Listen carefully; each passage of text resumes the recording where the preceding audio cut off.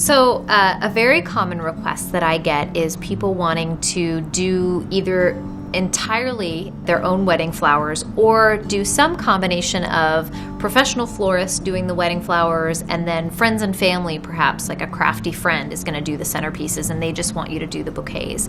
I always encourage people to think about all of the elements of putting together wedding decor, and not just the skill set that it requires, but all of the instrumentals. How are you going to get the flowers? How are you going to prepare the flowers? Where are you going to store the flowers? Have you thought about the weather? Sometimes people will say, oh, well, we're going to pick up some flowers at the farmer's market and then we're going to just store them in my uncle's garage that's near the venue. Well, is there temperature control in your uncle's garage?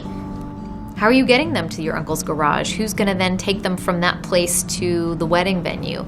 All of these step-by-step instrumentals that are involved in getting that product to your wedding are incredibly important and a big part of what you're paying for when you're paying for a wedding florist. So think about that. Also think about how complicated it can be logistically to have one person doing one aspect of the design and another person doing another aspect. I've certainly done events before where I've done, for example, the personal flowers like the bouquets and the corsages and boutonnieres, and then a crafty friend or a helpful relative has done the wedding centerpieces. And when it all comes together, it design-wise doesn't make any sense. It looks very different. Perhaps the friend or family member has forgotten some element and I end up on site having to quickly craft a couple of centerpieces and pull something together for people. So there is a reason that you hire the professionals, and so I do encourage people to think really carefully about doing your own flowers. This may be an area where